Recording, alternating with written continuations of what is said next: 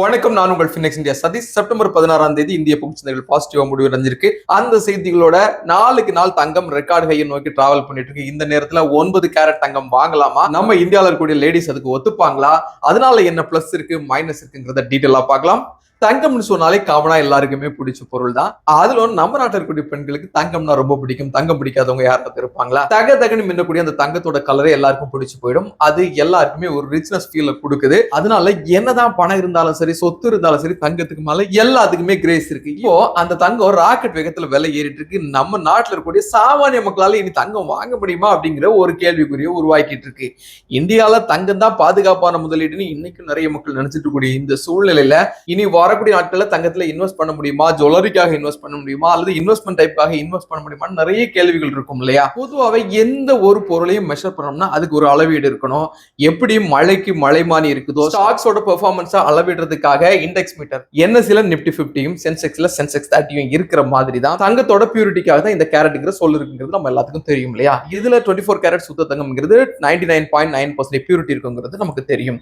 இந்த 24 கேரட் தங்கத்தை பொறுத்தவரை பொதுவாகவே இன்வெஸ்ட்மெண்ட் டைப்புக்கு தான் அதிகமா பயன்படுத்துறாங்க. அதோட கோல்டு பார், கோல்டு காயின் இந்த மாதிரி வாங்கி வச்சிருப்பாங்க. இதுல எந்த விதமான மற்ற உலோகங்களும் கலந்திருக்க மாட்டாங்க. அதனாலதான் 99.9% பியூரிட்டி இருக்குன்னு சொல்றோம். 22 கேரட் நகத்தங்கம்ங்கிறது இந்தியால வழக்கத்தில் இருக்கக்கூடிய ஜுவல்லரி தங்கம்ங்கிறது நம்ம எல்லாருக்குமே தெரியும். இது அளவீடுகள்ல பாத்தீங்கன்னா இதோட பியூரிட்டி 91.6 இருக்குங்க. 100% இருந்தாதான் சுத்த தங்கம், அதாவது 99.9% இருந்தாதான் 24 கேரட் சுத்த தங்கம் சொல்றோம் இல்லையா? 22 கேரட் நகத்தங்கத்தோட அளவீடுன்னு பாத்தீங்கன்னா 91.6% பியூரிட்டி இருக்கும். 100% கொஞ்சம் கம்மியா இருந்தா கூட இதுதான் இந்தியால அதிகமா பயன்படுத்தக்கூடியது. நகைப்பிரியர்கள் எல்லாருமே இதை பயன்படுத்துறாங்க. எப்படி நகை ஆபரணமா இந்தியாவில் நம்ம பயன்படுத்துறோமோ அதே மாதிரி வீடுகள்ல மார்டேஜுக்காக, எமர்ஜென்சிக்காக இந்த 22 கேரட் நகை தங்கம் தான் எல்லாருக்குமே கை கொடுத்துட்டு இருக்கு. அதனால தங்கம் வாங்குற பழக்கம் இந்தியால என்னைக்குமே குறைய போறதில்லை. 24 கேரட் 22 கேரட்டுங்கிறது நடைமுறையில் அதிகமா நமக்கு தெரிஞ்ச கேரட்டுங்கிறது தெரியும். 18 கேரட் கோல்டு எடுத்துக்கிட்டீங்கன்னா ஏறத்தாழ 75% இதுல பியூரிட்டி இருக்குங்க. தங்கத்தோட மதிப்பு இதுல 75%, ரிமைனிங் இருக்கிறதெல்லாம் சில்வர், நிக்கல், காப்பர் இந்த மாதிரிப்பட்ட லோகங்கள் இருக்கும். சோ இதுல டியூரபிலிட்டி அதிகமா இருக்கும். 24 கேரட்ல டியூரபிலிட்டி கம்மியா இருக்கும், 22ல ஓகேயா இருக்கும், 18ல டியூரபிலிட்டி நல்லாவே இருக்கும். இந்தியால இன்னைக்கு டேட் வரைக்கும் 24, 22, 18 இந்த 3 கேரட் தான் நீங்க எமர்ஜென்சிக்கு பேங்க்ல மார்டேஜ் பண்ண முடியும். மற்ற கேரட் கோல்டுக்கு இன்னும் அதோட ப்ராப்பர் ப்ரொசீஜர் வரலங்கிறதையும் ஞாபகத்துல வச்சுக்கோங்க. இன்னும் ஒரு முக்கியமான விஷயம் என்னன்னா, நம்ம எல்லாமே 24 22 கேரட்டையும் பேசிட்டு இருக்கும்போது அதுவும் தெரிஞ்சோ தெரியாமலோ இன்வெஸ்ட்மெண்ட்டுக்கோ ஜுவல்லரிக்கோ ரெண்டுக்கும் சேர்த்து மிக்ஸ் பண்ணியே 22 கேரட் நகத்தங்கமா நம்ம வாங்கி குவிச்சிட்டு இருக்கோம் இல்லையா? ஆனா அமெரிக்காவோட அளவீடு என்னன்னா 14 கேரட் தாங்க. அந்த நாட்டுல அதிகமா பயன்படுத்தக்கூடிய நகை தங்கம், அதாவது ஜுவல்லரி கோல்டு இருக்கு இல்லையா, அது 14 கேரட் தான். அந்த 14 கேரட் தங்கத்தோட பியூரிட்டி பாத்தீங்கன்னா 58.3% தான். அந்த தங்கத்தை உருக்குனீங்கன்னா 58.3% தங்கம் தான் இருக்கும். ரிமைனிங் உள்ளது ஏற்கனவே நம்ம சொன்ன மாதிரி சில்வர், நிக்கல், காப்பர் இந்த மாதிரிப்பட்ட உலோகங்கள் இருக்கும்.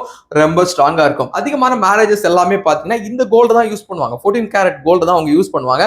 நாம நினைக்கிறோம் அவங்க பெரிய அளவுல கிராண்டா பண்றாங்க, இதுல 24 22 கேரட் யூஸ் பண்ணுவாங்கன்னு நினைச்சிட்டு இருக்கிறோம். அப்படி எல்லாம் கிடையாது. அங்க 14 கேரட் கோல்டு தான் அதிகமா ஜுவல்லரிக்கு யூஸ் பண்றாங்க. அவங்க எப்பவுமே இன்வெஸ்ட்மெண்ட்டையும் ஜுவல்லரியும் மிக்ஸ் பண்றது இல்ல. 24 கேரட் தங்கத்தை அவங்க இன்வெஸ்ட்மெண்ட்டுக்காக யூஸ் பண்றாங்க. 14 கேரட் தங்கத்தை மட்டும்தான் நகைக்காக பயன்படுத்திட்டு இருக்காங்க.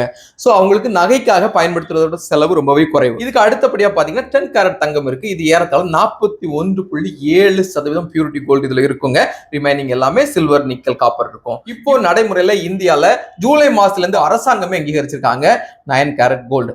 இப்போ சாதாரணமா இருக்கக்கூடிய நம்மள மாதிரிப்பட்ட மக்களுக்கு ஒரு சவரன் தங்கம் வாங்கணும்னா 82,000 ரூபாய் தங்கத்துக்கு மட்டும் நீங்க செலவு பண்ணணும். இது போக 10-15% ஜிஎஸ்டிக்கும் மேக்கிங் சார்ஜஸ்க்கும் வேஸ்ட்டுக்கும் பயன்படுத்தணும். 3% ஜிஎஸ்டி இருக்குங்கிறது உங்களுக்கு தெரியும். செய்கூலி சேதாரம் இருக்கு இல்லையா, அதுக்கு 5% ஜிஎஸ்டி இருக்குங்கிறது உங்களுக்கு தெரியும். ஒட்டுமொத்தமா பார்க்கும்போது 10-15% தெரிஞ்சோ தெரியாமலோ நீங்க வேஸ்ட் பண்ணிட்டு இருக்கீங்க. நகையாக நீங்க வாங்குறது கரெக்ட் தான், இருந்தாலும் இந்த 15% உங்களுக்கு வேஸ்டா போகுது. எப்பவுமே உங்களுக்கு இது திரும்ப கிடைக்காதுங்கிறத ஞாபகத்துல வச்சுக்கோங்க. இப்போ அரசாங்கம் நடைமுறை கொண்டு வந்திருக்கக்கூடிய 9 கேரட் தங்கத்துல டியூரபிலிட்டி அதிகமா இருக்கும். ஏற்கனவே சொன்ன மாதிரி இதுல பியூரிட்டி 37.5% தான் இருக்கும். தங்கத்தோட அளவீடு குறைஞ்சாலும் தங்கத்தோட மதிப்பு இருந்துட்டு தான் இருக்கும். சோ நகைகளுக்கு இனி புழக்கத்துல அதிகமா வர்றதுக்கு வாய்ப்பு இருக்கு. நான் இந்த விஷயத்த சொல்றதுக்கு ஒரு முக்கியமான விஷயம், ஏற்கனவே அமெரிக்கர்கள் அவங்க இன்வெஸ்ட்மெண்ட்டையும் ஜுவல்லரியும் மிக்ஸ் பண்றதுன்னு சொன்னோம் இல்லையா? இப்போ 9 கேரட் வந்தாலும் மக்கள்கிட்ட ரீச் பண்றதுக்கு கொஞ்சம் நாள் எடுக்கிறதுக்கு வாய்ப்புகள் இருக்கு. ஆனால் நம் நாட்டு பெண்கள் 9 கேரட் தங்கத்தை அண்டர்ஸ்டாண்ட் பண்ணிக்கிட்டாங்கன்னா, அதை அக்சஸ் பண்ண தொடங்கிட்டாங்கன்னா, ஒரு கிராம் 10,000 ரூபாய்க்கு மேல 22 கேரட்டுக்கு கொடுக்க வேண்டியது இருக்கு. 3,900 ரூபாய்க்கு 9 கேரட் தங்கத்தை இன்னைக்கு டேட்டுக்கு வாங்கி சேர்த்துற முடியும். ஏறத்தாழ 3ல் ஒரு பகுதி பணத்தை செலவு பண்ணி உங்க உங்களால நகை வாங்கிக்க முடியும். நாம ஏற்கனவே சொன்ன மாதிரி இன்வெஸ்ட்மெண்ட்டுக்காக கோல்டு வாங்கினா 24 கேரட் கோல்டை பாராவோ காயினாவோ வாங்கணும். எப்பவுமே நாம அட்வைஸ் பண்றது எப்படின்னா நீங்க டிஜிட்டல் கோல்டு வாங்கிக்கலாம்னு சொல்றோம் இல்லையா? எதுக்காகனா நீங்க பாரா வாங்கும்போது உங்களுக்கு அதை சேவ் பண்ணணும். ஏற்கனவே நீங்க பாரா வாங்கினாலும் அதுக்கு 3% ஜிஎஸ்டி இருக்கு, மேக்கிங் சார்ஜஸ் லிட்டிலா இருக்குங்கிறது உங்களுக்கு தெரியும். இதை தாண்டி நீங்க டிஜிட்டல் கோல்ட வாங்கினாலும் 3% ஜிஎஸ்டி பே பண்ணணும். ஆனால் நீங்க அதை பாதுகாக்க வேண்டிய எந்த அவசியமும் கிடையாது. உங்களுக்கு டிஜிட்டல் லாக்ல வரவு வைக்கப்படணும் அப்படிங்கிறது தான் இப்போ இன்னைக்குள்ள நடைமுறை. அப்போ இந்த 9 கேரட் நகைத்தங்கம் நடைமுறைக்கு வந்துச்சுன்னா பேங்க் லோன் எடுக்க முடியாது. ஆனால் ஏற்கனவே வாங்குறதை விட அதிகமான நகைகள் போடுறதுக்கு வாய்ப்பு இருக்கு. 22 கேரட்டுக்கே பழக்கப்பட்ட நம்ம 9 கேரட்டுக்கு அடிக்ட் ஆக போறோமாங்கிறது ஒரு விஷயம். சிலரோட ஸ்கின் இதுக்கு ஒத்துக்குமா? ஏன்னா மல்டிபிளா இதுல மற்ற மெட்டல்ஸ் இதுல ஆட் ஆகுறதுனால, அதான் சொன்னோம் இல்லையா, நிக்கல், சில்வர், அதே மாதிரி காப்பர்லாம் கொஞ்சம் ரேஷியோ வந்து அதிகமாகிறதுனால அது சிலரோட ஸ்கின்னுக்கு ஒத்து வருது. அதுவும் முக்கியமான விஷயம். ஆனா நம்ம நாட்டு மக்கள் இன்னைக்கு டேட்டுக்கு ஜுவல்லரியும் இன்வெஸ்ட்மெண்ட்டையும் தனித்தனியா பிரிச்சு பார்க்க தொடங்குனாங்கன்னா அவங்களுக்கு தேவையான தங்கத்தை அவங்களால வாங்கி சேர்த்துக்க முடியும்.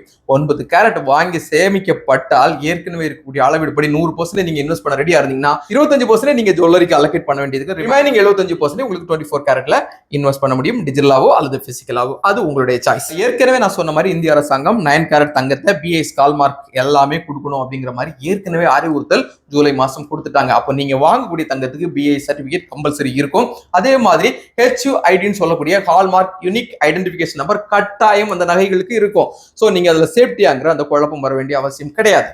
அடுத்த முக்கியமான விஷயம், பேங்க் லோன் நிச்சயமா 9 கேரட் கிடையாது, 18 கேரட் வரைக்கும் தான் இருக்கு. சில பேங்க்ல 14, 10 இந்த கேரட்டை கூட ஏத்துக்கிறாங்க. இருந்தாலும் ஸ்ட்ராங்கா இங்க சொல்ல முடியாது. ஆஸ் எ இன்வெஸ்டரா இருக்கக்கூடிய இந்தியாவில் இருக்கக்கூடிய காமன் பீப்புள்ஸ் இந்த நேரத்தில் என்ன பண்ணலாம்னா, தங்கம் வாங்க முடியாது அப்படிங்கிற மாதிரிலாம் நினைச்சுக்க வேண்டிய அவசியமே கிடையாது. தங்கம் நிச்சயமா வாங்க முடியும். எல்லாருக்கும், சாமானிய மக்கள்ல இருந்து இந்தியாவோட ரிச் பீப்புள் வரைக்கும் எல்லாருக்குமே தங்கம் தேவைதான். தேவைக்கு ஏற்ற அளவுக்கு வாங்கிக்கணும். அதுவும் ஜுவல்லரியா வேணும்னா எந்த கேரட்ல எவ்வளவு வேணுங்கிறத நாம தான் முடிவு பண்ணணும். அது ஒவ்வொருத்தரோட தனிப்பட்ட முடிவு. அதே மாதிரி தங்கத்தை இன்வெஸ்ட்மெண்ட்டுக்காக வாங்கக்கூடியவங்க ஏற்கனவே நம்ம சொன்ன மாதிரி 24 கேரட்டை வாங்கி சேர்க்கலாம். அதுவும் பிசிக்கலா அல்லது டிஜிட்டலா அல்லது மியூச்சுவல் ஃபண்ட் மூலமா இருக்குது, ETF மூலமா இருக்குங்கிறதையும் நீங்க புரிஞ்சுக்கணுங்கிறது என்னோட வேண்டுகோள். நான் எதுக்காக இந்த விஷயத்த சொல்றேன்னா, 1 லட்சம் ரூபாய் கொடுத்து நீங்க 24 கேரட் சுத்த தங்கம் வாங்கும்போது 3% ஜிஎஸ்டி நீங்க பே பண்ணணுங்க. இது போக செய்கூலி சேதாரம் இருக்குங்கிறதையும் நான் போனஸா உங்களுக்கு சொல்லிக்கிறேன். ஆனா நீங்க டிஜிட்டல் கோல்டா வாங்கும்போது இந்த தங்கத்துக்கு 1 லட்சம் ரூபாய்க்கு 3000 ரூபாய், அதாவது 3% ஜிஎஸ்டி மட்டும் தான் பே பண்ணுங்க. வேற எந்த ஹிடன் சார்ஜஸும் கிடையாதுங்கிறத ஞாபகத்தில் வச்சுக்கோங்க. இது எல்லாத்தையும் விட 1 லட்சம் ரூபாய்க்கு நீங்க தங்கம் வாங்குறீங்கன்னா அதுக்காக நீங்க தேர்ந்தெடுக்க வேண்டிய வேற வழி என்னெல்லாம் இருக்குன்னு பாத்தீங்கன்னா, ETF மியூச்சுவல் ஃபண்ட்ஸ். ETF எடுத்துக்கிட்டீங்கன்னா 1 லட்சம் ரூபாய்க்கு நீங்க மியூச்சுவல் ஃபண்ட் பர்ச்சேஸ் பண்றீங்கன்னா அதுக்கு புரோக்கர் காஸ்ட் ஏறத்தாழ உங்களுக்கு 150 ரூபாய் இருக்கும். 115 இருந்து 120 ரூபாய் டாக்ஸ் இருக்கும். 1 லட்சம் ரூபாய்க்கு ETF மூலமா தங்கம் வாங்கும்போது அப்ராக்சிமேட்டிக்கா 270 ரூபாய் தான் உங்களுக்கு செலவு இருக்கும். மியூச்சுவல் ஃபண்டை பொறுத்தவரை இந்த 1 லட்சம் ரூபாய்க்கு இதை விட ரொம்பவே கம்மியா தான் இருக்கும்.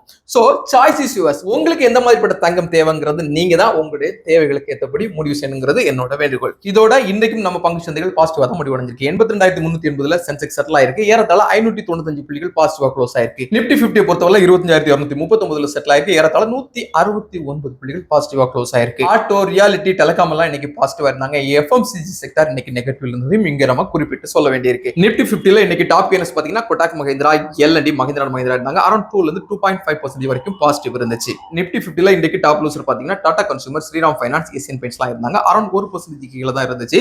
அரௌண்ட் 1200 கோடி ரூபாய்க்கு மேல FIக்கள் நேத்தைக்கும் இந்திய பங்கு சந்தைகளில் வித்திருக்காங்க. இன்னைக்குள்ள ரிப்போர்ட் இன்னும் வரல. ஒன்ஸ் வந்துச்சுன்னா நான் அதையும் அப்டேட் பண்றேன். டாலருக்கு எதிராக இந்தியன் ரூபி 88.08 காசுகள் இருக்கு. ஃபெட் சேர்மனோட ஸ்பீச்சோட ரியாக்ஷனுக்காக மார்க்கெட் வெயிட் பண்ணிட்டு இருக்கு. இந்தியன் கரன்சி கூட டாலர் ஏற்கனவே வீக் ஆயிட்டு இருக்குங்கிறது உங்களுக்கு தெரியும். நாளைக்கு நைட் இருக்கக்கூடிய டிசிஷனோட முடிவு அடுத்த 2 நாட்கள், அதாவது செப்டம்பர் 18, செப்டம்பர் 19 2 நாளுமே கூட நம்ம மார்க்கெட்ல ரிஃப்ளெக்ட் ஆகிறதுக்கு வாய்ப்பு உண்டு. சோ கோல்டு ஏற்கனவே ஏறி இருக்கு, இன்னும் கூட ஏறதுக்கு வாய்ப்பு இருக்கு. நாம எப்பவுமே சொல்ற மாதிரி இது முழுக்க ஒரு அவேர்னஸ்க்காக கொடுக்கக்கூடிய ஒரு எஜுகேஷனல் பர்பஸ் வீடியோ தான், நாட் ரெக்கமெண்டேஷன். வெறும் 100 ரூபீஸ்ல இருந்து கூட stock market, mutual fund, ETF, digital gold இந்த மாதிரிப்பட்ட ஏகப்பட்ட இன்வெஸ்ட்மெண்ட் இன்ஸ்ட்ருமெண்ட் இருக்குங்கிறது எல்லா மக்களுக்கும், குறிப்பா யங்ஸ்டர்ஸ்க்கு ரீச் ஆகும்டா இந்த வீடியோவை டே டு டே போஸ்ட் பண்ணிட்டு இருக்கோம். இந்த வீடியோ உங்களுக்கு வேல்யூபிள்னு ஃபீல் பண்ணீங்கன்னா லைக் பண்ணுங்க, கமெண்ட் பண்ணுங்க, சப்ஸ்கிரைப் பண்ணுங்க, ஷேர் பண்ணுங்க. See you tomorrow. Another super topic.